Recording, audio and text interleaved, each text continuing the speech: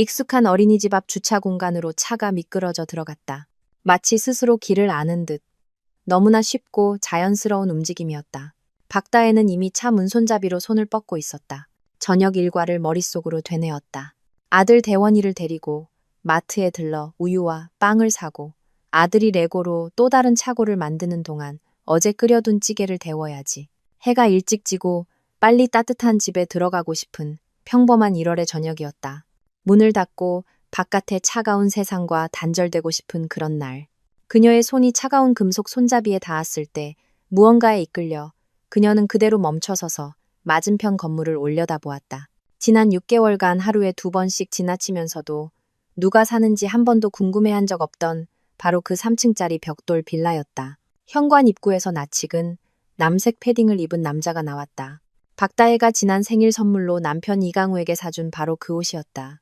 남색과 검은색 사이에서 고민하던 그녀에게 그는 남색이 자신을 더 젊어 보이게 한다고 말했었다. 남자는 문 쪽으로 몸을 돌려 손을 내밀었고 뒤이어 새빨간 패딩을 입은 여자가 나타났다. 여자는 너무나 맑고 경쾌하게 웃고 있었고 그 웃음소리는 굳게 닫힌 차창을 뚫고도 들려오는 듯했다. 이강우. 그가 틀림없었다. 실수일 거라는 한 가닥 희망조차 없었다. 그는 여자를 번쩍 안아 올려 빙그르르 돌렸고 여자는 그의 목을 감싸 안으며 고개를 뒤로 젖혔다. 그들은 눈 내리는 빌라 앞마당 한가운데서 키스했다. 마치 추위 따위는 그리고 누가 볼지도 모른다는 사실, 따위는 안중에도 없는 사람들처럼 여자는 현관문에 붙어있는 커다란 임대 안내문을 손으로 가리켰다. 이강우는 만족스러운 듯 고개를 끄덕였다.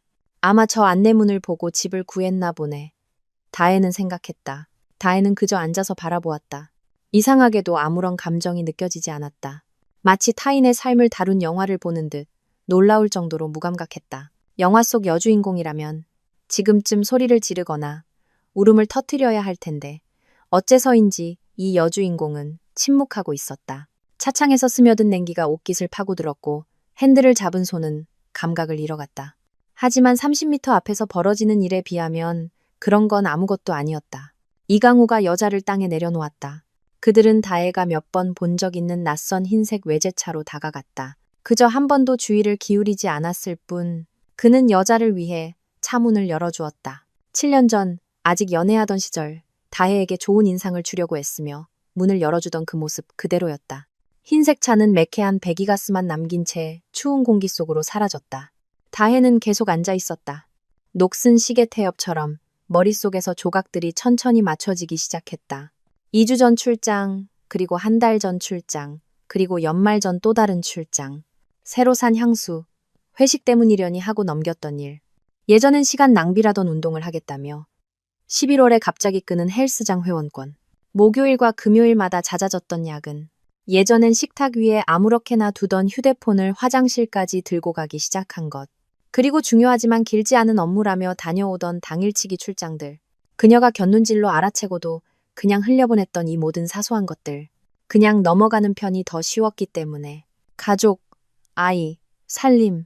이 모든 것들이 너무나 많은 에너지를 요구했기에 의심할 기력조차 남아있지 않았다. 주머니 속 휴대폰이 진동했고 다혜는 잠에서 깨어난 듯 화들짝 놀랐다. 어린이집 선생님의 카톡 메시지였다. 다혜 어머님, 곧 오시나요? 대원이가 기다리고 있어요. 답장을 치는 손가락이 말을 듣지 않았다. 네, 3분 안에 도착해요. 그녀는 차에서 내렸다. 차갑고 매서운 공기가 정신을 번쩍 들게 했고 두 발은 기계적으로 익숙한 어린이집 현관으로 향했다. 세상이 무너져 내리는 순간에도 엄마의 본능은 작동하고 있었다. 김대원이가 그림 한 장을 흔들며 달려나왔다. 동그란 얼굴은 기쁨으로 빛났고 산책 시간에 만든 눈사람에 대해 제잘거렸다. 다혜는 아들을 번쩍 안아 올렸다. 아기 샴푸와 달콤한 주스 냄새가 나는 부드러운 목에 코를 묻자 아들은 믿음직스럽고 단단하게 그녀의 목을 감싸 안았다. 늘 피곤한 눈을 한자의 좋은 인상의 최혜주 선생님이 다혜에게 미소 지었다. 오늘 아주 얌전했어요. 근데 낮잠 시간에는 또 안 자고 자동차만 만들더라고요. 감사합니다. 다혜는 제3자가 말하는 것처럼 놀랍도록 차분하고 평온한 자신의 목소리를 들었다. 낮잠 얘기는 집에 가서 할게요. 그녀는 대원이에게 우주복을 입히고 목도리를 둘러주었다. 손은 머리에 허락도 없이 알아서 척척 움직였다. 아들은 쉴 새 없이 떠들었고 그녀는 적당히 고개를 끄덕이며 대꾸했다. 그녀의 내면에 유리구슬처럼 차갑고 텅 빈 공허가 자리 잡았다는 것을 아무도 눈치채지 못했을 것이다. 마트에서 대원이는 초콜릿을 사달라고 졸랐고 다혜는 평소 단 것을 조절하던 것과 달리 2개나 사주었다. 우유, 빵, 그리고 무심코 장바구니에 담긴 다른 것들을 샀다. 계산대 앞에 와서야 이강우가 저녁에 차와 함께 먹는 것을 좋아하는 초코파이를 집었다는 걸 깨달았다. 그녀는 포장지가 찌그러질 정도로 3개 진열대에 도로 내려놓았다. 집에 와서 대원이에게 만화를 틀어주었다. 평소에는 화면 보는 시간을 제한했지만 오늘은 조용함이 절실했다. 부엌크로가 주전자에 물을 올렸다. 마시고 싶지는 않았다. 식탁에 앉아 휴대폰을 들고 이강우와의 카카오톡 대화창을 열었다. 그의 마지막 메시지는 오늘 아침에 온 것이었다. 오늘 늦을 것 같아. 회의가 길어지네. 저녁 먹지 말고 기다려. 너무나 평범하고 일상적인 말. 다혜는 지난 몇 주간의 대화를 스크롤에 올렸다. 아이를 누가 데리러 갈지, 마트에서 뭘 사오라고 상기시키는 등 짧고 사무적인 대화들 뿐이었다. 언제부터 우리의 대화가 이렇게 변했을까? 언제부터 하트, 이모티콘이 사라졌을까? 언제부터 그저 따뜻한 말을 건네기 위해 불쑥 메시지를 보내는 일이 없어졌을까? 그녀는 갤러리를 열어 결혼 사진을 찾았다. 젊고 날씬하고 반짝이는 눈을 한 이강우가 고개를 젖히고 웃는 그녀의 뺨에 키스하고 있었다. 사진 속 그들은 너무나 행복해 보였고 자신들의 미래를 확신하고 있었다. 다음은 산후조리원에서 찍은 사진. 이강우가 세상의 모든 보물을 아는 듯 조심스럽게 작은 포대기를 들고 있다. 대원이의 돌, 2돌, 3돌, 가족 기념일, 바다로 떠난 여행, 평범한 가족의 평범한 삶. 정확히 어디서부터 잘못된 걸까? 어느 순간부터 이강우는 다혜를 아내가 아닌 편하고 익숙한 가구의 일부처럼 보기 시작했을까? 주전자에 물이 끓고 저절로 꺼졌지만 다혜는 차를 따르러 일어나지 않았다.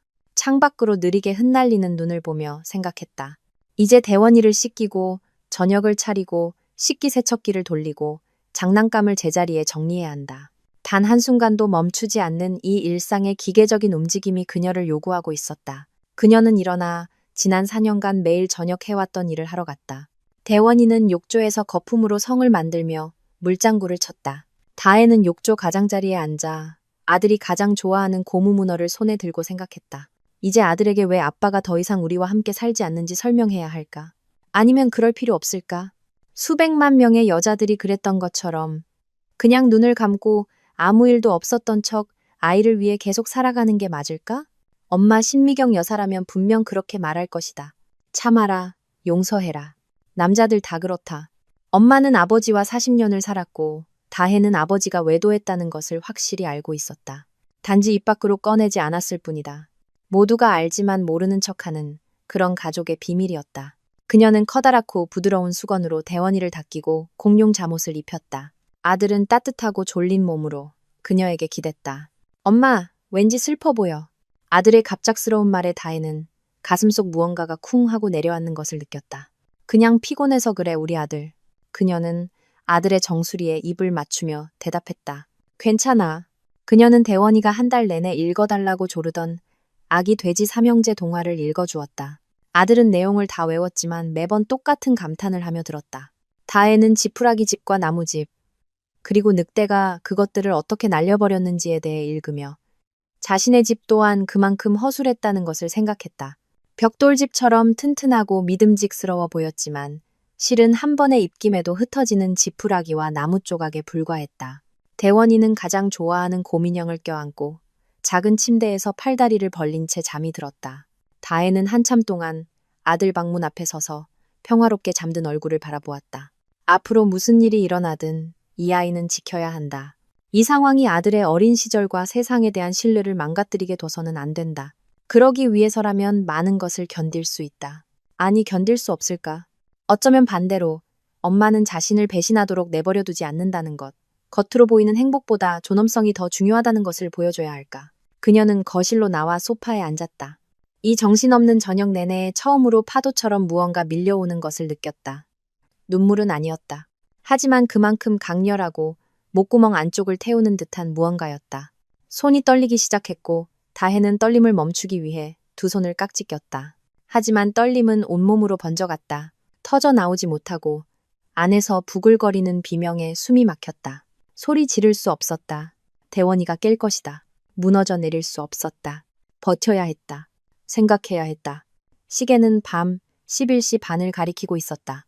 이강우는 지방 출장에서 늦게 돌아올 것이라고 했다. 그의 늦게는 아침까지 안 들어올 수도 있다는 말로 쉽게 변하곤 했다. 이제 다혜는 그 이유를 알았다. 그는 지금 어디에 있을까? 어린이집 맞은편, 그 아파트, 그 여자와 함께 있을까? 다혜는 일어나 방 안을 서성이다. 다시 앉았다. 휴대폰을 들고 그에게 메시지를 보내려 했다. 나 다 봤어. 하지만 손가락이 화면 위에서 굳어버렸다. 왜? 그가 변명하게 하려고? 더 많은 거짓말을 하고, 이번이 마지막이었다고 약속하게 하려고? 아니면 바로 인정하고, 사랑이 식었다고, 그 여자가 더 낫고, 젊고, 흥미롭다고 말하게 하려고? 그녀는 은행 앱을 열어 공동 계좌를 확인했다. 두 사람의 월급은 모두 그곳으로 들어갔고, 예산을 관리하고, 지출을 계획하고, 저축하는 것은 항상 다혜의 몫이었다. 계좌에는 그들이 여름에 계획했던 인테리어 공사를 위한 꽤 큰 금액이 모여 있었다. 다혜는 그 절반을 자신의 개인 계좌로 이체했다. 이강우가 모르는 예전 직장에서 쓰던 월급 통장이었다. 그러다 멈칫하고는 다시 원래대로 돌려놓았다. 너무 이르다. 너무 티가 난다.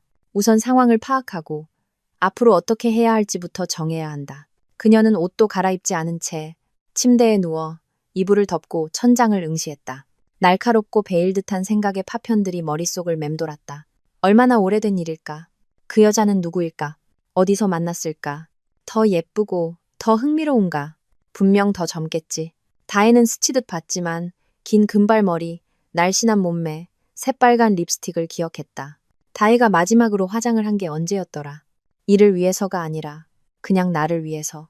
마지막으로 거울 속 자신을 제대로 본 게 언제였을까?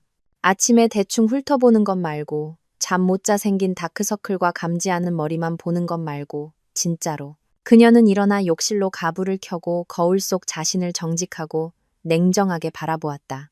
32살, 하지만 40은 되어 보였다. 대충 묶은 머리. 염색해야지 하면서 계속 미루고 있는 관자놀이의 흰머리 몇 가닥. 화장기 없는 창백한 얼굴. 눈가의 잔주름. 3년은 좋게 입은 낡은 수면 잠옷대. 언제 이렇게 변해버렸을까? 언제부터 여자가 아닌 그저 대원이 엄마, 강우 아내라는 기능적인 존재가 되어버렸을까? 다혜는 다시 방으로 돌아와 누웠지만 잠이 오지 않았다. 생각은 꼬리에 꼬리를 물고 같은 자리로 돌아왔다. 이제 어떻게 해야 할까? 떠날까? 남을까? 용서할까? 복수할까? 모든 선택지가 동시에 옳은 것 같으면서도 불가능해 보였다. 떠난다? 아이를 데리고 어디로? 혼자 버는 월급으로 월세를 감당할 수 있을까? 남는다? 이 사실을, 이 고통을 안고 살아갈 수 있을까? 용서한다? 굴욕감에 속이 비명을 지르는데 어떻게? 복수한다? 그래서 뭐 어쩌라고? 무슨 의미가 있는데? 창밖이 희미하게 밝아올 무렵 다혜는 한 가지를 깨달았다. 히스테리를 부리지 않을 것이다. 울며 불며 그릇을 깨지도 질투심에 초라해지지도 않을 것이다. 생각하고 계획하고 행동할 것이다. 이것이 끝이라면 품위 있는 끝을 맞이하리라. 무언가 바꿀 기회가 있다면 그 기회를 찾아내리라. 하지만 먼저 이 재앙의 규모를 파악해야 했다. 정보를 모으고 진실을 알아내야 했다. 우연히 본 것뿐만이 아닌 모든 진실을. 그녀는 일어나 차가운 물로 세수하고 다시 한번 거울을 보았다. 거울 속의 사람은 달라져 있었다. 침착하고 냉정하고 단호했다. 밤사이에 무언가 부러졌다. 두려움과 고통은 사라지지 않았지만 거기에 다른 것이 더해졌다. 분노. 자신을 바보 취급하고 장난치고 자신의 삶과 아이의 삶을 파괴하면서도 제대로 숨기려 노력조차 하지 않는 것에 대한 건강하고 정당한 분노였다. 대원이는 평소처럼 활기차고 배고픈 모습으로 일어났다.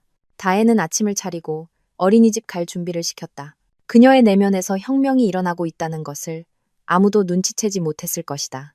아들이 맛있게 시리얼을 먹는 동안 다혜는 휴대폰을 꺼내 엄마에게 전화를 걸었다. 신미경 여사는 두 번째 신호음에 받았다. 딸이 이렇게 이른 시간에 전화하는 법이 없었기에 목소리에는 경계심이 묻어났다. 엄마, 좋은 아침. 다혜는 차분하게 말했다. 오늘 저녁에 대원이 좀 봐주실 수 있어요? 제가 일이 좀 있어서요. 그럼. 우리 딸, 엄마는 분명 무언가 더 묻고 싶어 했지만 다혜는 기회를 주지 않았다. 감사해요. 어린이집 끝나고 데려다 드릴게요. 그녀는 대원이를 어린이집에 데려다 주고 작별 키스를 하고 손을 흔들어 준 뒤 차로 향했다. 시동을 걸었지만 출발하지 않았다. 맞은편 빌라. 남편이 끼어들어 누군가의 낯선 삶이 펼쳐지고 있는 그 평범한 창문들을 바라보았다. 2층의 한 창문이 살짝 열려 있었고 다혜는 누군가 커튼을 젖히는 움직임을 언뜻 보았다. 그녀는 휴대폰을 꺼내 부동산 앱에서 그 빌라 주소를 검색했다. 몇 개의 매물이 있었지만 한 가지가 눈에 띄었다. 2층 투룸 풀옵션. 전화번호가 적혀 있었다.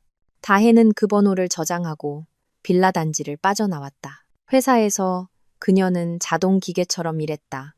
동료들의 질문에 답하고 서류를 검토하고 숫자를 확인했다. 그 시간 내내 머릿속에서는 계획이 무르익고 있었다. 점심시간이 되자 무엇을 해야 할지 명확해졌다. 회사 전화로 안내문에 있던 번호로 전화를 걸었다. 목소리를 한 톤 높여 젊게 만들었다. 여보세요. 안녕하세요. 수화기 너머의 목소리는 쾌활하고 젊었다. 네, 말씀하세요. 안녕하세요. 다혜는 천천히 또박또박 말했다. 제가 XX동 빌라 임대 광고 보고 전화드렸는데요. 오늘 저녁에 집 좀 볼 수 있을까요? 네, 물론이죠. 여자는 확연히 기뻐하는 목소리였다. 몇 시가 편하세요? 저녁 7시 괜찮을까요? 좋아요. 알겠습니다. 기다리고 있겠습니다. 다혜는 수화기를 내려놓고 심장이 빠르게 뛰는 것을 느꼈다. 첫걸음은 내디뎠다. 이제부터 시작이다. 남은 하루는 고통스러울 정도로 길게 느껴졌다. 마침내 그녀는 어린이집에서 대원이를 데려와 할머니 댁에 맡겼다. 엄마의 의아한 질문들을 친구랑 약속이 있어서라는 애매한 말로 둘러댔다. 신미경 여사는 무언가 잘못되었음을 직감한 듯 걱정스러운 눈으로 딸을 보았지만 더는 묻지 않았다. 7시 15분 전, 다혜는 바로 그 빌라 앞에 차를 세웠다. 현관으로 올라가 해당 호수의 인터폰 버튼을 찾았다. 손가락이 버튼 위에서 망설였다. 심장이 다시 세차게 뛰기 시작했지만 그녀는 버튼을 눌렀다. 긴 신호음. 또 한 번. 네. 젊고 경쾌한 바로 그 목소리였다. 다혜는 숨을 깊게 들이쉬고 천천히 내쉬었다. 안녕하세요. 집 보러 왔는데요. 그녀는 낯선 목소리로 말했다. 7시에 뵙기로 했습니다. 딸깍 하고 문이 열렸다. 다혜는 현관으로 들어섰고 등 뒤에서 문이 둔탁한 소리를 내며 닫혔다. 돌아갈 길은 차단되었다. 현관에서는 가칠한 페인트 냄새와 값싼 방향제 같은 달콤한 냄새가 났다. 다혜는 계단을 천천히 올랐다. 밖으로 튀어나와 이 모든 광기에서 도망치려는 듯 미친 듯이 뛰는 심장을 진정시키기 위해 속으로 계단수를 셌다. 2층에 이르자 아파트 문이 이미 살짝 열려 있었다. 그 안에서 따뜻하고 아늑한 노란 불빛이 새어나왔다. 그리고 문턱에는 그녀, 빨간 패딩을 입었던 바로 그 여자가 서 있었다. 지금은 편안한 청바지에 부드러운 베이지색 스웨터를 입고 금발 머리는 뒤통수에서 느슨하게 묶은 모습이었다. 안녕하세요. 들어오세요. 그녀는 숨길 것이 없는 사람처럼 환하고 다정하게 미소 지었다. 저는 고수정이에요. 김미나예요.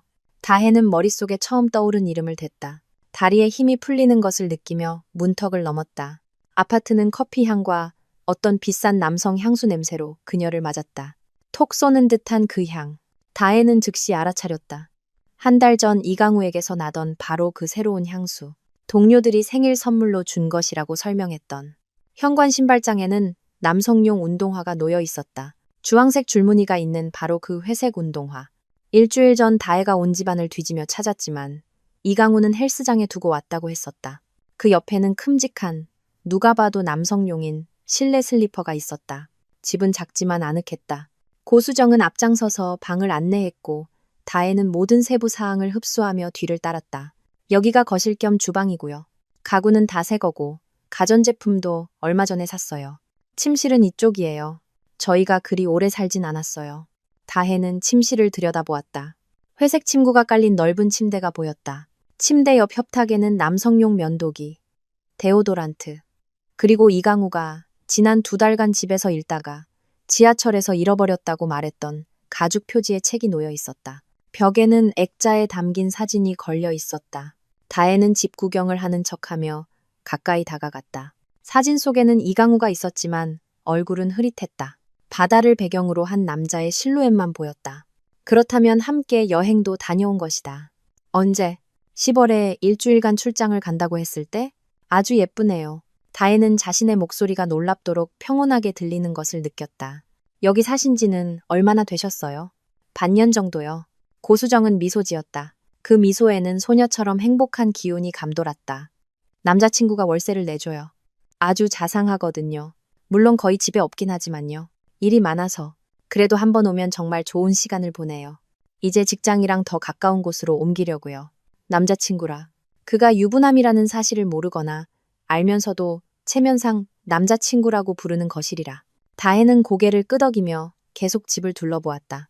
욕실 선반에는 칫솔 2세트, 남성용 샴푸, 쉐이빙 폼이 있었다. 부엌 냉장고에는 바다에서 사온 자석이 붙어 있었다. 이강우가 출장해서 대원이에게 사다 준 것과 똑같은 것이었다. 혼자 간 게 아니었다. 생각 좀 해봐야겠네요. 집을 다 둘러보고 싶은 뒤 다혜가 말했다. 내일 전화 드릴게요. 네, 그럼요.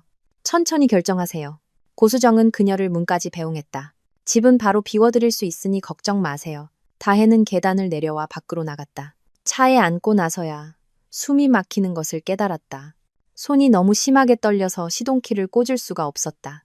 떨림이 멈출 때까지 5분 정도 앉아 깊고 고르게 숨을 쉬어야 했다. 그림이 완성되었다. 완벽하고 명확하게. 이강우가 마치 두 번째 집을 짓듯 꼼꼼하고 세심하게 구축한 평행세계. 그곳에서 그는 젊은 여자에게 집을 얻어주고 가전제품을 사주고 함께 휴가를 떠나고 이사갈 계획을 세우는 자상한 남자친구였다. 그러면서도 매일 저녁 아내와 아들에게 돌아와 대원이에게 굿나잇 키스를 하고 다혜와 함께 드라마를 보고 토요일 밤이면 너무 피곤하지 않을 때 사랑을 나누는 남편이었다. 다음날 수요일 아침, 다혜는 평소보다 일찍 출근해 곧장 오진석의 자리로 향했다. 그들은 같은 회사에서 3년 정도 일했고 오진석은 컴퓨터, 프로그램 등 기술적인 문제에 대해 도움을 청할 수 있는 사람이었다. 그는 조용하고 조금 내성적이었으며 얇은 테 안경을 쓰고 사생활에 대해 거의 말하지 않았다. 하지만 다혜는 그가 최근에 이혼했고 가끔 그의 눈에서 지금 자신이 느끼는 것과 같은 고통을 보았다. 진석 씨, 잠깐 시간 괜찮아요? 그녀가 그의 사무실을 들여다보자 그가 놀란 듯 모니터에서 고개를 들었다. 네, 다혜 씨. 들어오세요. 그는 의자 등받이에 기댔다. 무슨 일 있어요? 그녀는 문을 닫고 그의 맞은편에 앉아 서론 없이 바로 말했다. 도움이 필요해요. 남편 클라우드 저장소에 있는 메시지랑 사진들을 좀 봐야겠어요. 비밀번호는 아는데 남편이 눈치채지 못하게 어떻게 해야 할지 모르겠어요. 오진석은 몇 초간 침묵하며 그녀를 유심히 바라보았다. 다혜는 그의 눈에 이해의 빛이 어리는 것을 보았다. 바람 피우는 건가요? 그가 조용히 물었고 다혜는 고개를 끄덕였다. 제 눈으로 봤어요. 하지만 증거가 필요해요. 전체적인 그림이요. 우연히 본 것만이 아닌 모든 진실을 알아야겠어요. 오진석은 안경을 벗어 셔츠 자락으로 닫고 다시 썼다. 다혜 씨, 그건 사생활 침해예요. 기술적으로 불법이고요. 남편분이 알게 되면 모를 거예요. 다혜가 그의 말을 끊었다. 그녀의 목소리에는 강철 같은 단호함이 깃들어 있었다. 흔적 안 남게 할 수 있잖아요. 오진석은 잠시 더 침묵하다가 한숨을 쉬었다. 할 수는 있어요. 하지만 정말로 알고 싶은 거 맞아요? 때로는 모르는 게 약일 때도 있는데. 다혜는 씁쓸하게 웃었다. 아니요, 괜찮아요. 저는 알고 싶어요. 저 자신과 아들을 위해 올바른 결정을 내리려면 재앙의 규모를 파악해야 해요. 알겠습니다. 오진석이 고개를 끄덕였다. 비밀번호 알려주세요. 시간이 좀 걸릴 거예요. 2~3시간 정도. 점심 먹고 다시 오실래요? 그녀는 그에게 아이디, 이메일 비밀번호, 소셜미디어, 클라우드 저장소, 비밀번호 등 모든 정보를 넘겨주었다. 그녀는 모든 것을 알고 있었다. 이강우와 그녀는 서로에게 휴대폰과 비밀번호를 숨기지 않았기 때문이다. 그것은 그들 결혼 생활의 암묵적인 규칙, 완전한 투명성이었다. 참으로 아이러니했다. 점심시간에 다혜는 아무것도 먹을 수 없었다. 물만 마셨다. 동료들이 아프냐고 물었지만 편두통 때문이라고 둘러댔다. 잠시에 그녀는 오진석에게 돌아갔고 그는 말없이 모니터를 그녀 쪽으로 돌렸다. 여기 다 있어요. 그가 말했다. 최근 6개월간의 카톡 대화 내용. 클라우드 사진들, 계좌 이체 내역까지요. 전부 USB에 저장해뒀어요. 여기요. 흔적은 남지 않았어요. 누가 들어왔었는지 모를 겁니다. 다혜는 떨리는 손으로 USB를 받았다. 고마워요. 그녀가 속삭였다. 정말 고마워요, 진석 씨. 도움이 더 필요하면 언제든 말해요. 그는 동정 어린 눈으로 그녀를 보았다. 저도 겪어봐서 알아요. 어떤 기분인지. 그녀는 자신의 자리로 돌아와 문을 잠그고 USB를 컴퓨터에 꽂았다. 그리고 읽기 시작했다. 고수정과의 대화는 너무나 일상적이었다. 하루가 어땠는지에 대한 다정한 메시지들, 그녀가 만든 음식 사진들, 그의 답장은 다정하고 살뜰했다. 최근 몇 달간 다혜에게 보냈던 건조한 문장들과는 전혀 달랐다. 보고 싶다, 애기야. 빨리 보고 싶어 미치겠어. 넌 내게 일어난 최고의 행운이야. 다혜는 읽으면서 내면의 얼음처럼 차갑고 맑은 고요한 분노가 차오르는 것을 느꼈다. 다음은 사진들이었다. 바다에서, 해변에서, 레스토랑에서, 그리고 그 아파트에서 찍은 이강우와 고수정의 사진, 행복하게 키스하고 껴안고 있는 모습들. 사진 날짜는 그의 출장 기간과 일치했다. 출장은 없었다. 애인과의 여행이었을 뿐이다. 그리고 계좌 이체 내역. 매달 그는 그녀에게 상당한 금액을 이체했다. 집세를 내고 풍족하게 생활하기에 충분한 돈이었다. 어디서 난 돈일까? 다혜는 공동 계좌를 열어 날짜를 대조했다. 그는 현금으로 돈을 인출했다. 주유비, 동료들과의 점심값, 업무상 미팅 비용이라고 말했다. 그리고 그 돈, 다혜가 함께 번 그들의 공동 자금을 애인에게 송금했다. 그녀는 모든 대화 내용, 사진, 이체 내역을 인쇄해서 별도의 파일에 정리하고 가방에 넣었다. 증거, 그녀의 결혼이 허구이며 남편이 거짓말쟁이이자 배신자라는 것을 증명하는 반박할 수 없는 명백한 증거였다.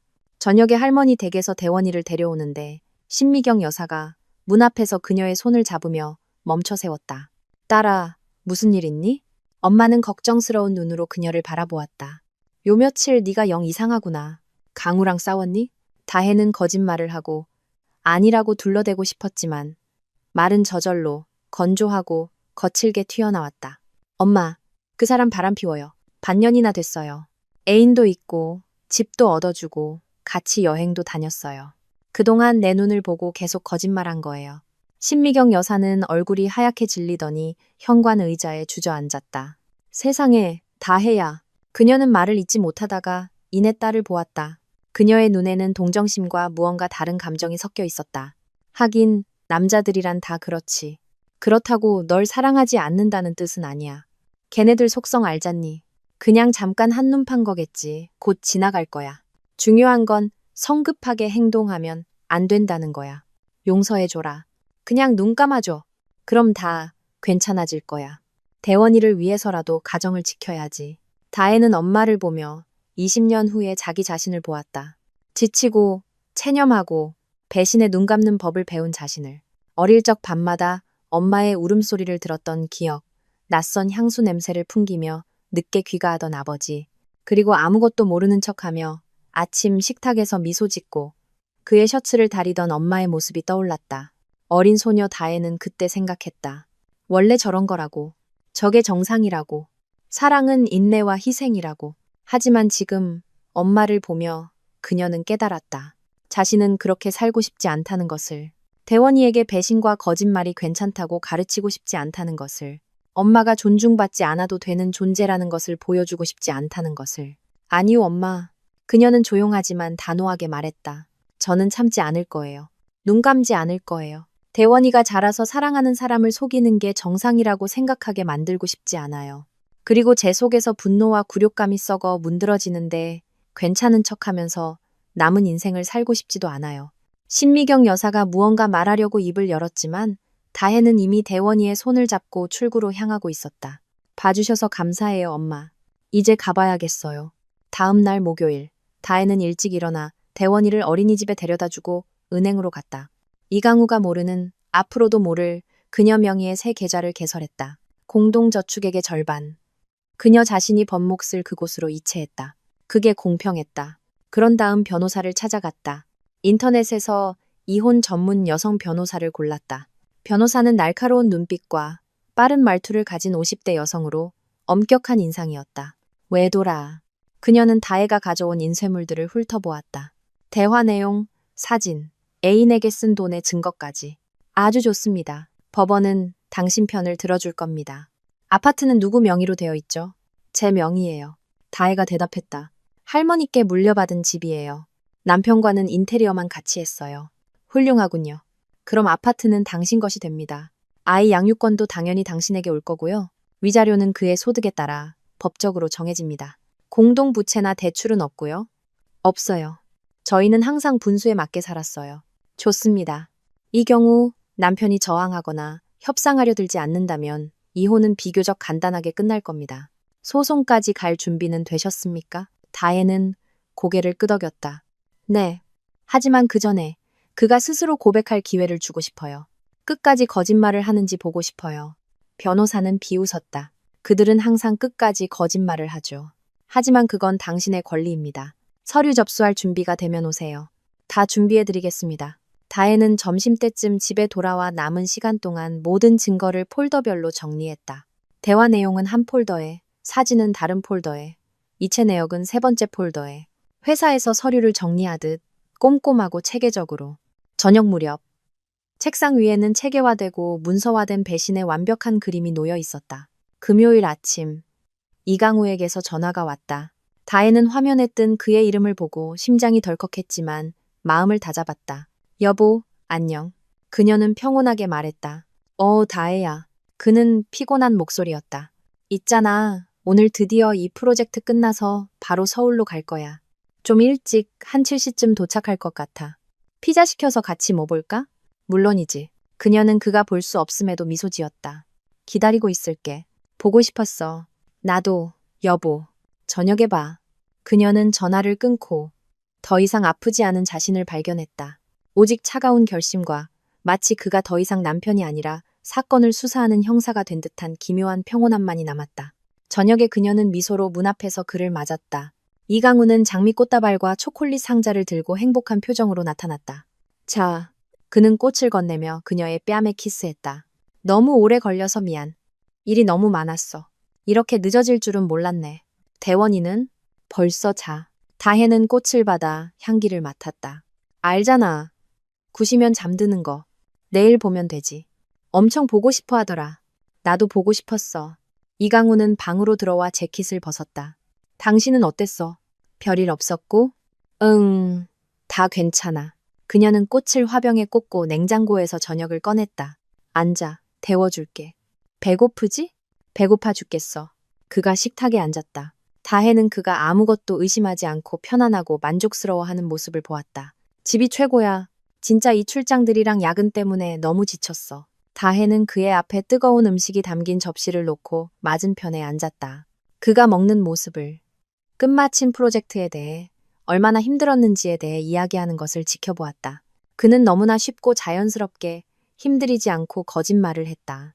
그녀는 고개를 끄덕이고 미소 짓고 무언가 물어보며 사랑하는 아내 역할을 너무나 설득력 있게 연기해서 스스로에게 놀랄 정도였다. 저녁 식사 후 그들은 소파에 앉아 영화를 켰다. 이강우가 그녀의 어깨를 감싸 안았고 다혜는 그에게 기댔다. 셔츠 아래로 그의 심장이 규칙적이고 평온하게 뛰는 것을 느끼며 그는 그녀보다 먼저 소파에서 바로 잠이 들었다. 다혜는 너무나 익숙하고 다정한 그의 잠든 얼굴을 보며 생각했다. 이 사람은 완벽한 타인이라고. 그는 너무 오랫동안 이중 생활을 해서 아마 스스로도 어디까지가 진실이고 어디까지가 거짓인지 헷갈릴 거라고. 그리고 가장 끔찍한 것은 그가 평온하다는 사실이다. 양심의 가책도 발각될 것에 대한 두려움도 없다. 모든 것이 통제하에 있고 어리석은 아내는 아무것도 모르며 앞으로도 영원히 모를 것이라고 확신하고 있다. 틀렸어, 여보. 다혜는 그에게 담요를 덮어주며 생각했다. 아주 크게 틀렸어. 주말은 기묘하고 거의 연극적인 분위기 속에서 흘러갔다. 다혜는 사랑하는 아내 역할을 너무나 능숙하게 연기해서 때로는 스스로도 이것이 현실이 아닌 연기라는 사실을 잊고 자신을 놀라움 속에 바라보곤 했다. 내면이 모두 타버렸는데 어떻게 미소 지을 수 있는지, 때려주고 싶은 사람을 위해 그가 가장 좋아하는 요리를 어떻게 만들 수 있는지, 그토록 비열하고 냉정하게 배신한 사람에게 어떻게 굿나잇 키스를 할 수 있는지. 토요일 아침, 그녀는 누구보다 일찍 일어나 이강우가 아주 좋아하는 팬케이크를 굽고 진한 커피를 내렸다. 예쁜 냅킨과 잼을 담은 작은 그릇까지 몇 달 동안은 차려본 적 없는 정성스러운 아침 식탁을 준비했다. 이강우는 잠이 덜 깬 채 트레이닝 바지와 낡은 티셔츠 차림으로 부엌에 나왔다. 기지개를 켜고 하품을 하다가 차려진 식탁을 보고 멈칫했다. 우와, 그가 놀라며 말했다. 무슨 날이야? 다혜는 마지막 팬케이크를 뒤집다가 그를 돌아보며 연애 초창기처럼 따뜻하게 미소 지었다. 아무 날도 아니야. 그냥 당신 기쁘게 해주고 싶어서. 그녀는 부드럽게 대답했다. 요즘 너무 피곤했잖아. 주말도 없이 일하고. 앉아. 따뜻할 때 먹어. 이강우가 앉아서 팬케이크를 맛보자 그의 얼굴에 만족감이 퍼졌다. 진짜 맛있다. 그가 입안 가득 음식을 넣고 말했다. 이런 거 안 해준 지 꽤 됐네. 기억나? 우리 신혼 첫 해에 매주 토요일마다 팬케이크 구워줬잖아. 기억나. 다혜는 맞은편에 앉아 차를 따랐다. 그때 우린 정말 행복했지. 단순했어. 행복하기 위해 특별한 게 필요 없었지. 그녀는 그의 눈에 죄책감인지 향수인지 아니면 그저 그녀의 말에 대한 반사적인 감정인지 모를 무언가가 스치는 것을 보았지만 그는 재빨리 미소 뒤로 그것을 숨겼다. 우리 지금도 행복하잖아. 안 그래? 그가 물었다. 그의 목소리에는 마치 스스로 확인을 구하는 듯한 불안감이 섞여 있었다. 다혜는 그를 오랫동안 바라보다가 고개를 끄덕였다. 물론이지 여보. 그냥 가끔은 가장 중요한 걸 잃지 않기 위해 모든 것이 어떻게 시작되었는지 떠올려 보는 것도 좋은 것 같아. 아침 식사 후 그들은 온 가족이 함께 공원으로 산책을 나갔다.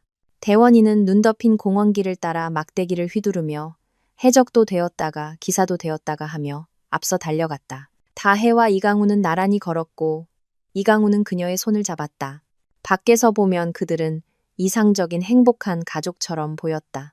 다혜는 장갑 너머로 그의 손바닥 온기를 느끼며 생각했다. 바로 이 손이 얼마 전 다른 여자를 껴안고 그녀의 머리를 쓰다듬고 허리를 감쌌다고. 하지만 그녀의 얼굴에는 미소가 떠나지 않았고 그의 질문에 대답하고 그의 농담에 웃고 휴대폰으로 셀카를 찍었다. 이강우는 그 사진을 바로 자신의 인스타그램에 내 사랑들이라는 글과 함께 올렸다. 일요일에 다혜는 특별한 날에만 하던 그녀의 필살 요리인 사과를 곁들인 갈비찜을 만들었다. 이강우는 감탄하며 먹었고 그녀가 세상 최고의 아내라고 말했다. 다혜는 미소 지으며 그에게 와인을 더 따라주었다. 저녁에는 사랑을 나누었다. 친밀감을 느끼는 척하는 것은 특히나 고통스러웠다. 실제로는 내면에 차가운 거리감만 존재했지만 하지만 다혜는 끝까지 자신의 역할을 해냈고 이강우는 만족스럽고 행복하게 그녀를 껴안고 잠이 들었다. 잠결에 다정한 무언가를 중얼거리면서 월요일 아침은 평소처럼 시작되었다. 알람 시계, 분주한 준비 시간, 대원이는 타이즈를 입기 싫다고 칭얼거렸다. 이강우는 출근을 서둘렀다. 모든 것이 너무나 익숙하고 평범해서 아무 일도 없었던 것처럼 믿을 수도 있을 정도였다. 다혜는 대원이를 어린이집에 데려다주고 작별 인사를 한 뒤 회사로 향했다. 하지만 점심시간에 병원에 가야 한다는 핑계로 조퇴했다. 대신 그녀는 고수정의 아파트가 있는 그 집 근처 공원으로 차를 몰았다. 주차를 하고 애인의 아파트 창문에서 보았던 놀이터로 걸어갔다. 놀이터는 그네와 미끄럼틀이 있는 평범한 곳이었다. 몇몇 엄마들이 벤치에 앉아 아이들을 보며 수다를 떨고 있었다. 다혜는 빈 벤치에 앉아 휴대폰으로 무언가를 읽는 척했다. 왜인지는 몰랐지만 그냥 막연한 감이 이곳에 있어야 한다고 말해주고 있었다. 그리고 30분 후 그녀는 익숙한 인형을 보았다. 고수정이 대여섯 살쯤 되어 보이는 어린 여자아이의 손을 잡고 현관에서 나왔다. 아이는 그녀를 미끄럼틀 쪽으로 끌었고 고수정은 웃으며 무언가 말했다. 그녀가 아이를 대하는 조심스럽고 약간은 어색한 태도로 보아 자기 딸은 아닌 듯했다. 다혜는 고수정이 아이가 미끄럼틀에 오르는 것을 도와주고 아래에서 아이를 받아주고 나란히 그네에 앉는 모습을 지켜보았다. 그때 고수정의 휴대폰이 울렸다. 그녀는 휴대폰을 꺼내 화면을 보더니 미소 지었다. 미나야. 그녀의 목소리는 맑고 멀리서도 들릴 정도였다. 조카랑 같이 나왔어. 우리 예쁜이. 토요일. 아니 그 사람 안 된대. 집안일 있다나 봐. 그래도 다음 주말에는 시간 비워놓겠다고 약속했어. 알아. 이러면 안 되는 거. 근데 미나야. 아들 좀만 더 크면 이혼하겠다고 약속했단 말이야. 와이프는 아무것도 모른대. 완전 존재감 없는 그런 사람이라 자기가 어딜 가든 신경도 안 쓴다던데. 뭐, 좀 안 됐지. 그 결혼 생활이 행복하겠어? 그래서 내가 기다려주는 거야. 알잖아. 날 사랑하는 게 보이는데. 그냥 상황이 복잡한 거지. 야, 당연히 나를 선택하지. 그 여자는 자기 관리도 전혀 안 한대. 애 낳고 살도 엄청 쪘다던데. 난 27이잖아. 젊고 예쁘고 내 인생은 이제 시작인데. 아니야. 내가 가정을 파탄낸 게 아니라고. 그 사람이 먼저 나한테 왔어. 내가 꼬신 거 아니야. 다혜는 벤치 끝을 손가락으로 꽉 쥐고 그 대화를 들었다. 모든 단어가 뺨을 때리는 것 같았다. 존재감 없는 사람, 애 낳고 살쪘다. 자기 관리도 안 한다. 일어나서 저 자신만만한 여자의 머리채를 잡고 싶었지만 간신히 자신을 추슬렀다. 지금은 아니다. 이런 방식은 아니다. 복수는 히스테리가 아니라 차갑고 계획적으로 이루어져야 한다. 고수정은 통화를 마치고 휴대폰을 주머니에 넣었다. 다혜는 그녀가 자신을 알아채기 전에 벤치에서 일어나 돌아서서 걸어갔다. 차에 앉아 핸들에 머리를 기대고 10분 정도 깊게 숨을 쉬었다. 그리고 휴대폰을 꺼내 부동산 앱을 찾아 고수정의 번호로 전화를 걸었다. 이번에는 목소리를 바꾸지 않았다. 여보세요. 세 번째, 신호음 끝에 고수정이 받았다. 안녕하세요. 다혜는 비즈니스처럼 명확하게 말했다. 저는 김미나라고 하는 부동산 중개인입니다. 투룸 임대 광고를 봤는데요. 아직 집이 안 나갔나요? 아, 네. 근데 어떤 분이 보고 가셔서. 고수정이 당황했다. 아마 마음에 안 드셨나 보네요. 다혜는 즉흥적으로 말을 지었다. 제 고객 한 분이 딱 그 동네를 찾고 계셔서요. 이번 주 토요일 오후 3시쯤에 한번 보러 가도 될까요? 그리고 집을 보기 전에 저희끼리 먼저 만나서 안면을 트는 게 좋을 것 같아서요. 근처에 괜찮은 카페가 있던데 제가 커피 한 잔 대접하고 싶습니다. 토요일요. 고수정이 망설였다. 네, 아마 괜찮을 것 같아요. 혼자 오세요. 아니면 고객분이랑 같이 오세요. 제가 먼저 보고 괜찮으면 고객분을 모시고 올게요. 다혜는 필요 없었지만 수첩에 약속을 적었다. 날짜는 기억 속에 저절로 새겨졌다. 토요일에 뵙겠습니다. 집이 마음에 들면 집주인분과 연락해서 제 고객 앞으로 계약서를 다시 작성하도록 하겠습니다. 카페로 꼭 나와주세요. 잊지 마시고요. 카페 이름은 문자로 보내드릴게요. 그녀는 전화를 끊었고 얼굴에 차가운 미소가 떠올랐다. 계획은 얼어붙은 유리창에 서리가 끼듯 빠르고 명확하게 형태를 갖추어 갔다. 그날 저녁 이강우가 집에 돌아왔을 때 그녀는 저녁 식사와 미소로 그를 맞았다. 그들은 시시콜콜한 이야기를 나누었다. 다혜는 그가 편안하고 만족스러워 보일 때를 골랐다. 있잖아 여보. 그녀는 부드럽게 그에게 차를 따라주며 말했다. 우리 처음 만났던 그 카페 기억나? 공원 근처 길모퉁이에 있던 거. 이강우는 고개를 들고 향수에 젖은 듯 미소 지었다. 당연히 기억하지. 어떻게 있겠어. 당신은 카푸치노랑 라즈베리 케이크 시켰고 나는 에스프레소랑 크루아상 시켰잖아. 다혜도 마주 웃었다. 이번 주 토요일에 거기 가서 우리 만난 기념일 축하하자. 벌써 9년이나 됐어. 상상돼. 그녀는 이강우의 얼굴에 그림자가 스치는 것을 보았다. 분명 토요일에 고수정과의 계획이 있었을 것이다. 하지만 거절할 수는 없었다. 너무 의심스러울 테니까. 토요일? 그가 시간을 벌려는 듯 되물었다. 정확히 이번 주 토요일이 기념일인 거 맞아? 응, 맞아. 다혜는 확신에 차서 거짓말을 했다. 옛날 다이어리에서 일부러 확인했어. 13일, 토요일이야. 엄마한테 대원이 맡기고 점심 먹고 한 3시쯤 가면 되겠다. 어때? 이강우는 잠시 침묵하다가 고개를 끄덕였다. 그의 얼굴에 걸린 미소는 활시위처럼 팽팽했다. 물론이지, 여보. 그가 말했다. 좋은 생각이야. 둘이서만 시간 보낸 지 오래됐네. 다혜는 일어나 그에게 다가가 어깨를 감싸 안았다. 우리 사이에 아무 문제 없어서 정말 기뻐. 그녀가 그의 귓가에 속삭였다. 그가 순간 긴장했다가 이내 허리를 감싸 안으며 이완하는 것을 느꼈다. 우린 아무 문제 없어, 다혜야. 그의 목소리는 거의 설득력 있게 들렸다. 우린 가족이잖아. 뭐든 이겨낼 수 있어. 네가 안다면. 다혜는 몸을 바로 세우며 생각했다. 이번 주 토요일에 무슨 일이 일어날지 네가 안다면. 하지만 그녀는 침묵하고 미소 지으며 식탁을 치우러 갔다. 그 후 며칠은 똑같은 연극 속에서 흘러갔다. 다혜는 완벽한 아내였다. 요리하고 청소하고 이강우의 일에 관심을 보이고 그의 농담에 웃었다. 그는 분명 안심한 듯 아무것도 변하지 않았고 삶은 평소대로 흘러간다고 생각하는 것 같았다. 저녁이면 대원이가 잠든 후 함께 드라마를 봤고 이강우는 그녀를 껴안았다. 다혜는 그의 어깨에 기댄 채 어떻게 예전에는 그가 멀어지고 있다는 것을 눈치채지 못했을까? 혹은 눈치챘지만 인정하고 싶지 않았을까? 생각했다. 목요일 저녁 가혜가 대원이를 재우고 있을 때 아들이 갑자기 그녀의 손을 꼭 잡고 놓지 않았다. 엄마, 아들이 크고 진지한 눈으로 그녀를 보며 조용히 말했다. 왜 밤에 더 이상 안 울어? 다혜는 온몸이 굳어지는 것을 느꼈다. 엄마가 언제 울었다고 그래? 우리 아들? 그녀는 목소리가 베다틀스키 떨렸지만 애써 차분하게 물었다. 예전에는 대원이가 작은 손으로 그녀의 손을 쓰다듬었다. 엄마는 내가 자는 줄 알았겠지만 나는 들었어. 근데 지금은 안 들려. 이제 안 슬퍼? 다혜는 아들을 끌어안고 아기 샴푸 냄새가 나는 부드러운 머리카락에 코를 묻었다. 눈물이 조용하고 뜨겁게 저절로 흐르고 있다는 것을 깨달았지만 아들은 보지 못했다. 곧 다 괜찮아질 거야. 그녀가 속삭였다. 약속할게, 우리 아들. 아주 금방 다 괜찮아질 거야. 엄마 우는 소리 다시는 안 듣게 해줄게. 네가 엄마 인생에서 제일 중요해. 알지?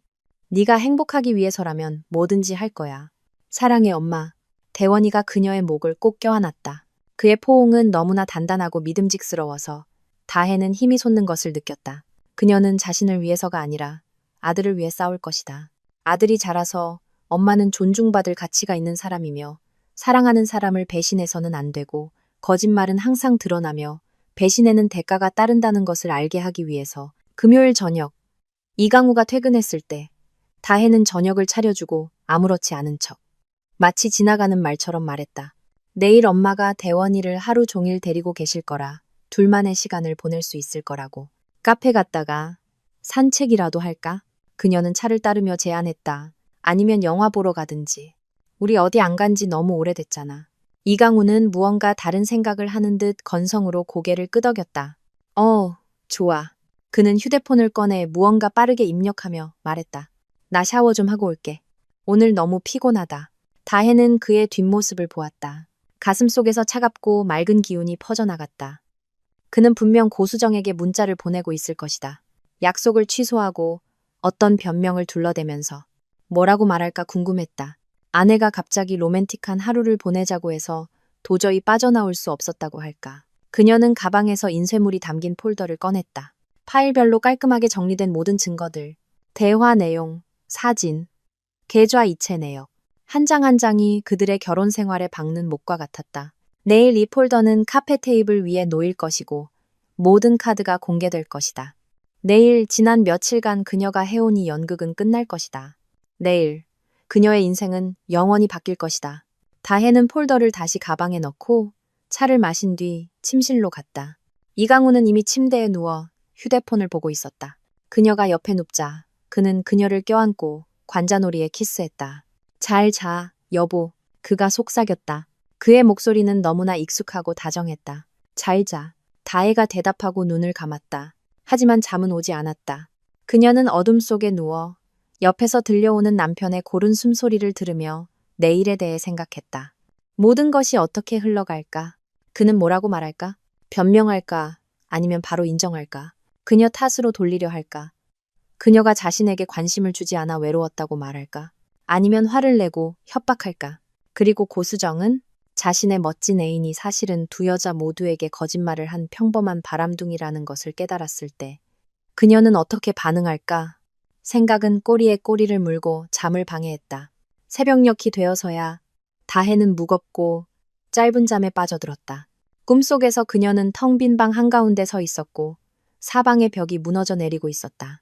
그녀는 꼼짝도 할 수 없었다. 그저 모든 것이 산산조각 나는 것을 지켜볼 뿐이었다. 알람 소리에 잠이 깼다. 첫 번째 생각은 오늘이 토요일이라는 것이었다. 모든 것이 변할 날, 거짓이 끝나고 진실이 시작될 날, 그 진실이 아무리 끔찍할지라도 카페는 갓 구운 빵과 커피 냄새로 다혜를 맞았다. 9년 전, 그들의 첫 만남을 감쌌던 바로 그 향기. 그때 그녀는 창가에 앉아 소개팅을 앞두고 초조해하며 1년 뒤면 저 문으로 들어와 빨간 목도리를 보고 자신을 바로 알아볼 미소가 멋진 저 키 큰 남자와 결혼하게 될 줄은 꿈에도 몰랐다. 지금은 3시 15분 전이었다. 다혜는 그때 그들이 앉았던 창가 자리를 골랐다. 서류가 담긴 폴더를 앞에 놓고 시간을 확인하기 위해 그 위에 휴대폰을 올려두었다. 손이 아주 약간 떨렸다.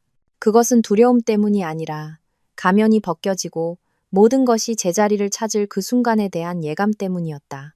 피곤한 얼굴의 젊은 웨이트리스가 메뉴판을 들고 다가왔다. 다혜는 9년 전에 마셨던 것과 똑같은 카푸치노를 주문하고 손님을 기다리고 있으니 잔은 3개를 가져다 달라고 부탁했다. 웨이트리스는 고개를 끄덕이고 돌아갔다. 다혜는 창밖거리를 보았다. 잔눈이 내리고 사람들은 각자의 목적지를 향해 바삐 움직였다. 그들 중 누구도 바로 여기 빵과 커피가 있는 이 아늑한 카페에서 한 가정을 파괴하고 최소 3사람의 인생을 영원히 바꿔놓을 장면이 펼쳐지리라고는 상상도 못할 것이다. 정확히 2시 55분 카페 안으로 고수정이 들어왔다. 다혜는 단 2번 봤을 뿐이지만 바로 그녀를 알아봤다. 어깨까지 내려오는 금발, 새빨간 립스틱, 가죽 재킷, 스키니진, 롱부츠. 그녀는 젊고 신선하고 자신감 넘쳤다. 남들에게 사랑받는 것에 익숙하고 자신의 가치를 아는 여자들의 모습이었다. 고수정은 주위를 둘러보았지만 부동산 중개인처럼 보이는 사람은 없었다. 그녀는 구석 테이블에 앉아 휴대폰을 꺼내 무언가를 넘기기 시작했다. 기다릴 작정인 듯했다. 다혜는 그녀를 보며 생각했다. 저 여자는 잘못이 없을까? 아니면 있을까? 그녀는 이강우가 유부남인 것도 아이가 있다는 것도 알았다. 하지만 계속 만났고 그의 약속을 믿었고 그가 이혼하기를 기다렸다. 어리석은 걸까? 아니면 계산적인 걸까? 사랑에 빠진 걸까? 아니면 타산적인 걸까? 아마 둘 다일 것이다. 애인들이 흔히 그렇듯 그들은 자신의 이야기는 특별하다고, 그는 정말로 결혼 생활이 불행하다고, 아내는 그를 이해하지 못하지만 자신은 이해한다고 진심으로 믿는다. 휴대폰 시계가 정확히 3시를 가리켰다. 카페 문이 다시 열리며 차가운 공기와 함께 빨간 장미 꽃다발을 든 이강우가 들어왔다. 그는 바로 그 남색 패딩의 청바지 차림이었고 만족스럽고 편안해 보였다. 그는 구석에 앉은 고수정을 보지 못한 채 곧장 다혜의 테이블로 걸어왔다. 다가와서 미소 지으며 꽃을 내밀었다. 안녕 여보. 그가 말을 시작하려 했지만 다혜가 맞은편 의자를 가리키며 그의 말을 끊었다. 앉아, 이강우 씨. 그녀는 차분하게 말했고 그녀의 목소리에 담긴 무언가가 그를 멈칫하게 했다. 그는 천천히 자리에 앉아 장미를 테이블 위에 내려놓고 의아한 눈으로 그녀를 보았다. 다혜야, 무슨 일이야? 당신 좀 이상해. 이상하다고? 다혜는 비웃었다. 그 미소는 얼음처럼 차가웠다. 그럴지도. 근데 이제 곧 한 사람이 더 올 거야. 그럼 훨씬 더 이상해질걸. 고수정 씨. 그녀는 구석에 앉은 여자를 향해 목소리를 높였다. 이쪽으로 와주시겠어요? 이강우는 급하게 돌아보았다. 다혜는 그의 얼굴에서 핏기가 가시는 것을, 공포에 질려 눈이 커지는 것을, 입술이 소리 없이 움직이지만 말이 나오지 않는 것을 보았다. 고수정은 의아해하며 일어나 그들 쪽으로 다가왔다. 그리고 가까이 다가와 이강우를 알아봤을 때 그녀의 얼굴에도 똑같은 충격이 서렸다. 강우 씨. 그녀가 속삭였다. 이게 무슨... 앉아요, 수정 씨. 다혜는 비어있는 의자를 가리켰다. 그녀의 목소리는 놀랍도록 평온했다. 마치 공개 처형이 아니라 티타임에 손님을 초대하는 사람 같았다. 공식적으로 인사하죠. 수정 씨, 이쪽은 제 남편 이강우 씨. 그리고 여보, 이쪽은 당신 애인 고수정 씨. 아, 그리고 저는 박다혜예요. 당신들 둘 다 아무것도 모르고 눈치도 못 챌 거라고 생각했던 바로 그 칙칙한 아내죠. 고수정은 의자에 주저앉았다. 그녀의 얼굴은 분필처럼 하얗게 질렸다. 이강우는 마침내 목소리를 찾았다. 다혜야, 제발. 집에 가서 얘기하자. 그가 빠르고 초조하게 말했다. 이런 공공장소에서 소란 피우지 마. 네가 생각하는 그런 거 아니야. 그런 게 아니라고? 다혜는 폴더를 열어 첫 번째 인쇄물, 대화 내용을 꺼내 그들 사이의 테이블 위에 놓았다. 이게 지난 6개월간 당신이 고수정 씨랑 나눈 카톡이야. 인용해줄게. 보고 싶다 애기야. 빨리 보고 싶어 미치겠어. 이건 당신이 출장 갔다고 거짓말하고 둘이서 호텔 잡았던 날 보낸 메시지네. 아니면 이건 어때? 넌 내게 일어난 최고의 행운이야. 이건 3주 전 나와 대원이가 어린이집 발표회에서 당신을 기다리고 있을 때 보낸 거네. 당신은 야근 때문에 못 온다고 했었지. 그녀는 대화 내용, 사진, 계좌이체 내역이 담긴 종이들을 한 장씩 꺼내 놓았다. 각 종이는 피할 수 없고 최종적인 선고처럼 테이블 위에 놓였다. 이건 당신들 바다 여행 갔을 때 사진. 그때 당신 회사 워크숍 간다고 했었지, 이강우 씨. 이건 계좌 이체 내역이야. 당신은 고수정 씨한테 매달 돈을 보냈어. 내가 당신과 함께 번 우리 공동 자금으로 그녀에게 집을 얻어주고 그녀의 생활비를 대줬지.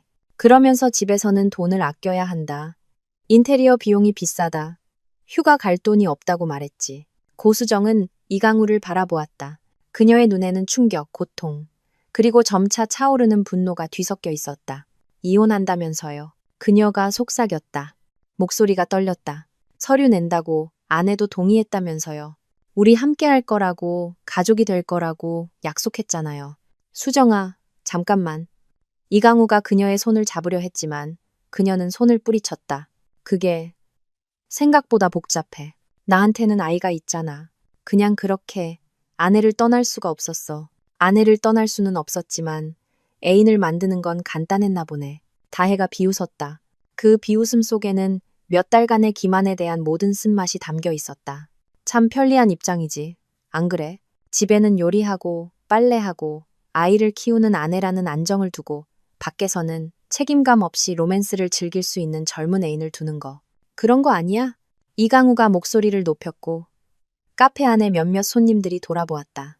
다혜야, 너도 알잖아. 우리 사이 예전 같지 않았던 거. 우린 남이 됐어. 넌 육아에만 파묻혀서 나를 잊어버렸잖아. 난 내 집에서 외로웠다고.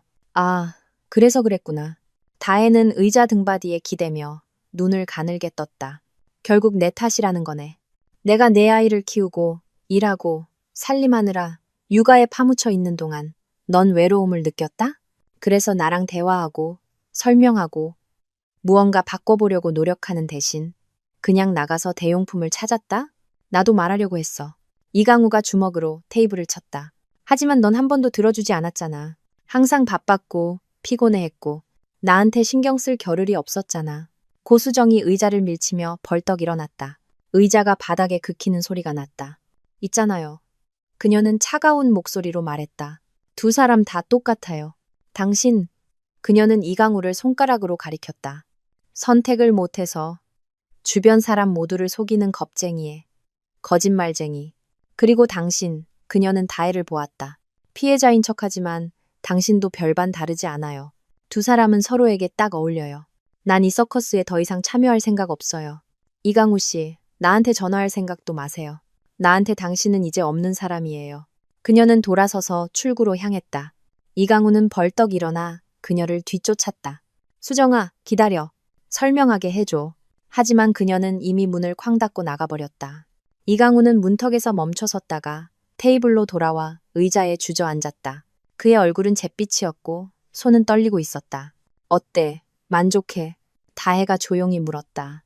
당신의 두 세계가 동시에 무너져 내렸네. 기분이 어때? 다혜야. 그가 그녀를 보았다. 그의 눈에는 진정한 공포가 서려 있었다. 제발 우리 차분하게 얘기 좀 하자. 내가 실수했어. 그래, 엄청난 실수. 하지만 우리 다시 시작할 수 있잖아. 대원이를 위해서, 우리 가족을 위해서, 대원이를 위해서. 다혜는 일어나 테이블 위에 모든 서류를 거두어 다시 폴더에 깔끔하게 넣었다. 바로 그 대원이를 위해서. 나는 이걸 참고 넘어갈 생각이 없어. 내 아들이 배신이 정상이라고, 사랑하는 사람에게 거짓말해도 된다고, 여자는 존중하지 않아도 되는 존재라고 생각하며 자라게 하고 싶지 않아. 이혼 서류는 월요일에 접수할 거야. 아파트는 내 명의니까 나한테 남아. 대원이는 내가 키울 거고, 양육비는 법대로 청구할 거야. 당신 짐은 다 싸놨어. 현관의 캐리어에 담아뒀으니 편한 시간에 와서 가져가. 그녀가 떠나려 하자 이강우가 그녀의 팔을 붙잡았다. 이렇게 그냥 갈 수는 없어. 다혜야, 나 어디로 가라고? 그녀는 팔을 뿌리치고 마치 처음 보는 사람처럼 무심하고 놀란 눈으로 그를 보았다. 그건 당신 문제야, 이강우 씨. 당신은 성인이잖아. 알아서 하겠지. 친구 집에서 지내든 호텔에 있든. 하지만 내 집에는 당신 자리가 더 이상 없어. 그리고 동정심에 호소하거나 대원이를 이용해서 나를 조종하려 들 생각도 마. 미리 경고하는데 아이를 나에게서 돌리게 하려는 어떤 시도라도 한다면 넌 대원이를 아예 못 보게 될 거야. 내 변호사는 유능하고 당신의 외도 증거는 충분해. 그러니까 아들과의 관계를 유지하고 싶으면 신사적으로 행동해. 그녀는 시들어가는 장미와 함께 테이블에 앉아있는 그를 남겨두고 카페를 나왔다. 차에 앉고 나서야 온몸이 떨리고 있다는 것을 깨달았다. 떨림이 멈출 때까지 핸들에 머리를 기대고 깊게 숨을 쉬었다. 끝났다. 다리를 불태웠고 돌아갈 길은 없다. 이상하게도 안도감 대신 예전의 결혼, 가족, 미래가 있던 자리에 거대하고 차가운 공허함이 느껴졌다. 그 다음 주는 안개 속처럼 흘러갔다. 하루하루가 뒤섞였고 다혜는 자동 기계처럼 움직였다.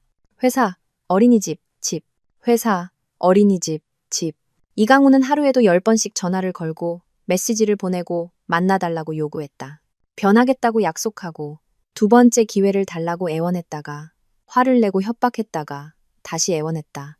다혜는 응답하지 않았다. 그녀는 그의 짐을 싸고 현관문 잠금 장치를 바꾸고 공동의 지인을 통해 캐리어를 전달했다. 대원이에게는 아빠가 아주 긴 출장을 갔다고 말했다. 아이는 믿었지만 무언가 잘못되었다는 것을 느끼는 듯했다. 불안해하고 잠을 잘 못 잤다. 목요일에 오진석이 다혜에게 함께 점심을 먹자고 제안했고 그녀는 수락했다. 회사에서는 이미 모두가 그녀의 등 뒤에서 수군거리고 있었고 누구와든 정상적인 대화를 하고 싶었기 때문이다. 그들은 사무실 근처 작은 식당에 앉아 있었고 오진석은 그녀의 기분을 풀어주려 새로운 프로젝트에 대해 이야기하고 있었다. 다혜가 감사한 마음으로 듣고 있을 때 문에서 익숙한 인형을 보았다. 이강우였다. 그는 오진석은 무시한 채 곧장 그들의 테이블로 걸어왔다. 다혜야, 나 너랑 얘기 좀 해야겠어. 다혜는 포크를 내려놓고 냅킨으로 입을 닫고는 차분하게 그를 쳐다보았다. 우리 할 얘기 없어, 이강우 씨. 이미 다 끝난 얘기야. 제발. 그는 거의 애원했다. 설명할 기회를 줘. 내가 다 깨달았어. 변할게. 대원이를 위해서, 우리를 위해서. 다혜는 일어나 가방을 들었다. 미안해요, 진석 씨. 먼저 가볼게요. 그녀는 오진석에게 말하고 이강우를 향해 돌아섰다. 당신한테는 기회가 있었어. 7년 동안 정직하고 충실하고 사랑하는 남편이 될 기회가 있었지. 당신은 다른 길을 선택했어. 이제 그 선택과 함께 살아. 그녀는 멈추지 않고 그를 지나쳐 거리로 나갔다. 차가운 공기가 폐를 애는 듯했지만 그녀는 뒤돌아보지 않고 앞으로 걸어갔다. 그리고 지난 며칠 동안 처음으로 안도감과 비슷한 감정을 느꼈다. 어떻게든 해낼 것이다. 하지만 해낼 것이다. 중요한 것은 무너지지 않는 것, 단지 익숙하다는 이유만으로 자신을 불행하게 했던 그곳으로 돌아가지 않는 것이다. 2월이 3월로 바뀌면서 다혜의 삶도 변해갔다. 봄햇살 아래 눈이 녹아 죽은 듯 보였지만 사실은 자신의 때를 기다리고 있던 땅을 드러내듯 느리고 고통스럽지만 돌이킬 수 없이 이혼은 소송을 통해 진행되었다. 이강우가 처음에는 아파트 지분을 요구하고 대원이를 데려가겠다고 협박하며 협상을 시도했지만 다혜의 변호사는 그의 외도와 재정적 비리의 모든 증거를 제시하며 그를 제압했다. 남편분은 반년 동안 가족 공동 자금을 애인에게 송금했습니다. 변호사는 한 재판에서 말했다. 이는 공동 재산 횡령으로 간주될 수 있습니다. 그러니 절차를 복잡하게 만들지 않는 것이 좋을 겁니다. 그렇지 않으면 아무것도 남지 않게 될 위험이 있습니다. 그 후 이강우는 기가 죽어 모든 서류에 서명했고 3월 말에 이혼은 공식적으로 성립되었다. 아파트는 다혜에게, 대원이는 그녀와 함께 남았다. 양육비는 법에 따라 정해졌고 이강우는 주말에 아들을 만날 권리를 얻었다. 대원이에게는 진실을 설명해야 했다. 물론 전부는 아니었지만 아빠가 더 이상 함께 살지 않을 것이라는 것을 이해시킬 만큼은 충분했다. 아빠랑 엄마는 더 이상 함께 있을 수 없게 됐어, 우리 아들. 다혜는 아들의 손을 잡고 말했다. 하지만 그게 아빠가 널 사랑하지 않는다는 뜻은 아니야. 넌 계속 아빠를 만날 거고 아빠는 언제나 네 아빠일 거야. 그냥 이제 우리 따로 사는 것뿐이야. 대원이는 울었고 다혜도 함께 울었다. 하지만 이내 눈물을 닦고 단호하게 말했다. 우린 괜찮을 거야. 약속할게. 우리 둘은 팀이잖아. 해낼 수 있어. 응, 팀. 대원이는 흐느끼며 그녀를 껴안았다. 엄마랑 나랑 할머니랑 신미경 여사는 실제로 이 몇 달 동안 그들의 버팀목이 되어주었고 딸을 보며 그녀 자신도 변해갔다. 어느 날 저녁 대원이가 잠든 후 그녀는 다혜에게 고백했다. 있잖니, 딸아. 난 평생 네 아버지를 참고 살았어. 그녀는 조용히 말했다. 그게 옳다고 그래야 한다고 생각했지. 근데 널 보고 깨달았어. 난 그냥 두려웠던 거야. 혼자 남겨질까봐, 남들이 뭐라고 할까봐 변화가 두려웠던 거지. 근데 넌 두려워하지 않았고 내 자신이 부끄러워졌어. 엄마, 그러지 마. 다혜가 엄마를 안았다. 엄마는 그때 그게 옳다고 생각해서 하신 거잖아요. 하지만 옳지 않았어. 신미경 여사는 고개를 저었다. 나 그림 교실 등록했어. 40년 동안 꿈꿔왔던 거. 4월부터 시작해. 자신을 위해 사는 걸 시작하기에 너무 늦은 때란 없겠지. 안 그래? 다혜 역시 이 몇 달 동안 자신을 위해 살기 시작했다. 이강우가 다니던 곳이 아닌 다른 헬스장에 등록해 일주일에 3번씩 다녔다. 옷장을 새로 채우고 머리를 짧게 자르고 염색했다. 대원이가 할머니와 함께 있는 저녁에는 직무 능력 향상 교육을 받으러 다녔다. 결혼 생활 동안 잊고 있던 에너지를 자신 안에서 발견했다. 오진석은 몇 번 그녀에게 저녁 식사를 제안했고 그들은 영화를 보고 산책하고 여러 가지 이야기를 나누었다. 다혜는 그와 함께 있는 것이 편안하고 긴장이나 의무감 없이 쉬웠다. 서두르고 싶지 않아요. 그가 작별 인사를 하며 조심스럽게 키스하려 했을 때 그녀는 어느 날 말했다. 시간이 필요해요. 남편 없이 나 자신이 누구인지 깨달을 시간이요. 기다릴게요. 오진석은 간단하게 대답했다. 얼마든지요. 이강우는 이혼 한 달 후 젊고 화려한 새 여자친구와 함께 소셜미디어에 나타났다. 다혜는 그 사진들을 보고 아무것도 느끼지 못했다. 고통도 분노도 없이 단지 한 사람이 얼마나 빨리 타인이 될 수 있는지에 대한 가벼운 놀라움만 있었다. 그가 주말에 대원이를 데리러 올 때 그들은 잘 모르는 사람들처럼 짧고 예의 바르게 대화했다. 어떻게 지내? 그가 가끔 물었다. 잘 지내. 다혜가 대답했다. 당신은 그럭저럭. 그리고 그건 사실이었다. 그녀는 정말로 아주 오랜만에 처음으로 잘 지내고 있었다. 3월의 어느 저녁, 다혜는 평소처럼 어린이집 앞에 주차했다. 3개월 전 이강우와 고수정을 보았던, 그리고 그녀의 자유를 향한 여정이 시작되었던 바로 그 자리에 맞은편 빌라를 보았다. 고수정의 아파트 창문은 어두웠다. 이제 아무도 살지 않았다. 백미러 속 자신을 보았다. 짧은 머리에 예전의 피곤함은 찾아볼 수 없는 맑은 눈을 한 낯선 여자가 마주보고 있었다. 대원이가 손에 그림을 들고 어린이집에서 뛰쳐나왔다. 기쁘게 그림을 흔들며 엄마, 봐봐, 우리 그렸어. 다혜는 아들 앞에 쪼그려 앉아 그림을 받아들었다. 서툴고 삐뚤빼뚤하지만 알아볼 수 있는 세 사람의 모습. 여자, 남자아이, 그리고 할머니. 모두 웃고 있었다. 이게 우리야. 대원이는 진지하게 설명했다. 엄마랑 나랑 할머니. 선생님이 가족을 그리라고 했어. 이게 우리 가족이지. 맞지, 엄마? 다혜는 아들을 끌어안았다. 아주 꽉. 맞아, 우리 아들. 그녀는 아들의 정수리에 입을 맞추며 속삭였다. 세상에서 가장 진짜인 우리 가족. 그리고 우린 행복할 거야. 약속할게. 그들은 손을 잡고 차로 향했다. 다혜는 3개월 전 낡은 삶을 부수고 새로운 삶을 시작했던 길, 건너편 카페를 돌아보며 미소 지었다. 씁쓸하지 않은 맑은 미소였다. 그에게 그 출장은 텅 빈 집으로의 귀환으로 끝이 났다. 그녀에게는 진정한 자신을 찾아가는 여정의 시작이었다.